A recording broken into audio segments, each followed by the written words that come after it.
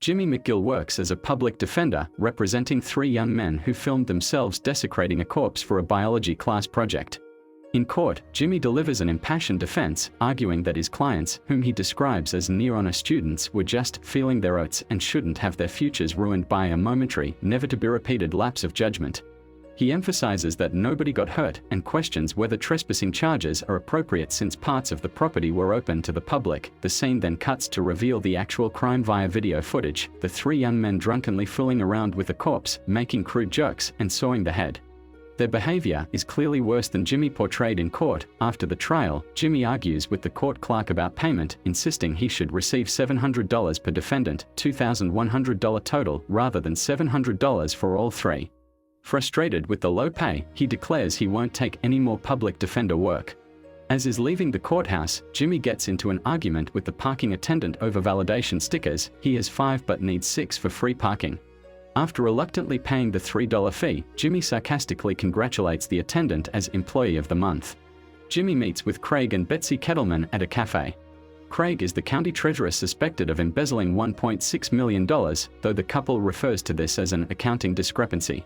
Jimmy tactfully suggests they need legal representation before things escalate, comparing lawyers to health insurance. You hope you never need it, but man oh man, not having it. No. Though they don't immediately hire him, Jimmy gives them his contact information. After they leave, he orders an expensive flower arrangement for them with a note reading, "Dear Betsy and Craig, best wishes from your stickler for justice, James McGill." The florist questions his credit card payment, revealing Jimmy's financial struggles. Later, Jimmy orchestrates what appears to be an accident with 2 skateboarders. When one pretends to be hit by Jimmy's car, Jimmy immediately recognizes their scam, revealing he's a lawyer and criticizing their choice of target. The only way that entire car is worth $500 is if there's a $300 hooker sitting in it.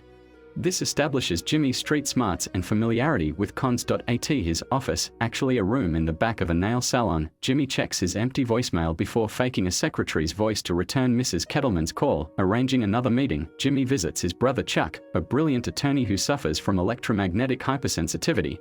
Before entering Chuck's house, Jimmy must leave his cell phone in the mailbox and ground himself by touching a metal pole.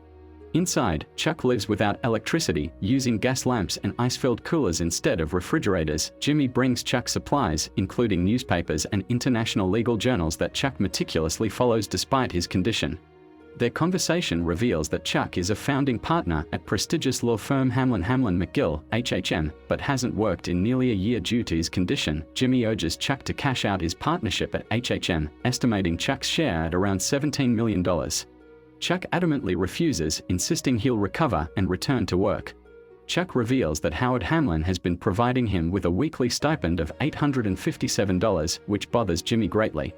When Jimmy suggests Hamlin is taking advantage of Chuck, Chuck defends Howard. The tension escalates when Chuck mentions that Howard is concerned about Jimmy using the name McGill in his law practice, suggesting it might confuse potential clients with HHM.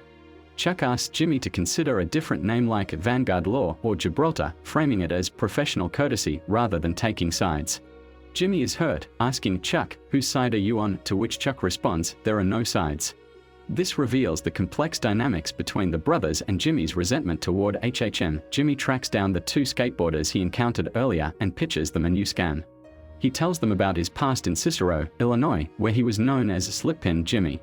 During winter, he'd find patches of ice, deliberately slip, and fake injuries for insurance claims, making $6,000 to $8,000 per fall. Jimmy offers the skateboarders $2,000 for a job targeting Betsy Kettleman.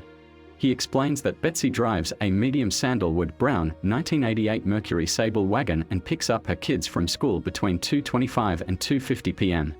The plan: one of them will fake being hit by her car, creating a scene with witnesses for pressure. When she gets out, they'll scare the bejesus out of her and call for an ambulance, which is actually a call to Jimmy. Jimmy would then arrive pretending to be passing by, act as Betsy's white knight, and engage in a staged argument with the skateboarders. The skateboarders would eventually back down, making Jimmy look good to Betsy, hopefully securing her as a client. Jimmy emphasizes that they should not know each other when Betsy is present, and they'll get paid after Jimmy gets paid. Jimmy positions himself near the school, waiting for the plan to unfold. He rehearses his accidental meeting with Betsy, practicing lines about the embezzlement case. However, after waiting past the expected time, Jimmy gets a call from the skateboarders revealing that Betsy hit and ran. The skateboarders tell Jimmy they are following Betsy's car, which has left the school area and turned onto Juan Tabo heading toward Holiday Park.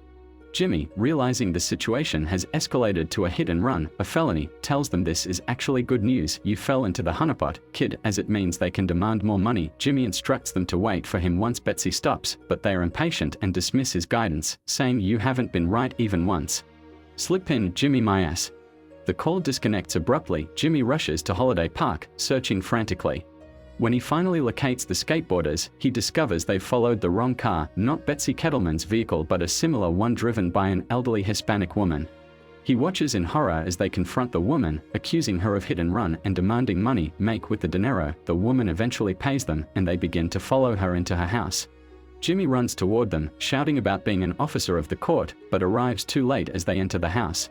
The scene ends with Jimmy knocking desperately at the door, suggesting they've unwittingly entangled themselves with dangerous people.